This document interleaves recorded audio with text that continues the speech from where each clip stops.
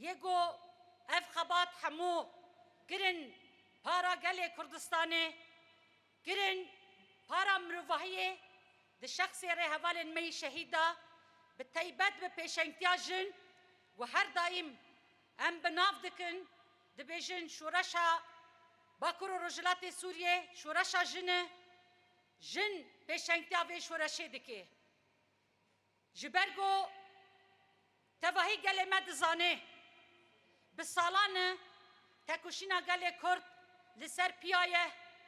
و بتیبت وکو جنا کرد وکو جنا تکوشر خباتین خوی پیشنگتیه لحمو آلین کردستانه سرکشیه دکه وکو لروجاوای کردستانه جی لباکور و رجلات سوریه جی به پیشنگتیا حوالین جن خباتین یپجه یپکه قصده ده استا هری بلندا تفلیبینا گو به ایرادا خو گلی خو بپاریزن و ایرادا خو بپاریزن تکوشینا ویدکن وان هبالان به همی هیزا خو به همو قوتا خو بدل و جان لهمبری بید جمنی شیر کرن جمنی کی وکی داعشی لی مخابل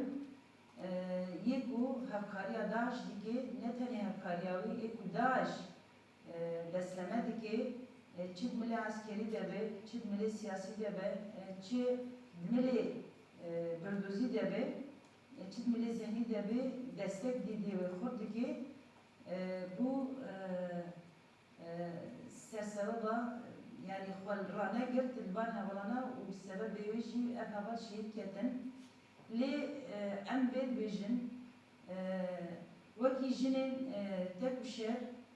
wekî yepejê ku bi salaye li hemberê dijminê ketxwar şer dike tekuşîn dike ji bona ku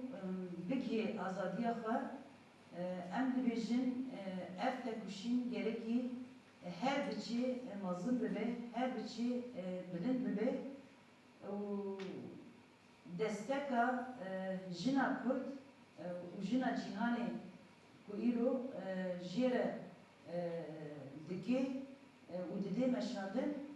لەشیەکانی کوردستان بۆ ئازادی ژن و گەلی ژێردەست تێکۆشان و هەوڵدانێکی بێ کۆتایی ئەنجامداوە. کاتێک شۆڕشی ڕۆژئاوای کوردستان دەستی پێکرد، تێکۆشانی خۆی بۆ ئازادی بە ئەزموون و دەستکەوتێککە لە چیاکانی ئازاد بەرهەمدار ببوو، لەسەرەو خاکەی تێرەی لەدایک بوو بەردەوام بوو، بەو شێوەیە لەگەڵ هەڤاڵانی لە 4 نیسانی ساڵی 2013 دەستیان کرد بە دامەزراندنی یەکینەی پاراستنی ژنی یەپەژە. یەپەژە بووە یەکینەی هێزی چالاکی ژنان کە ژن و نرخی کۆمەلگایان دەپاراست.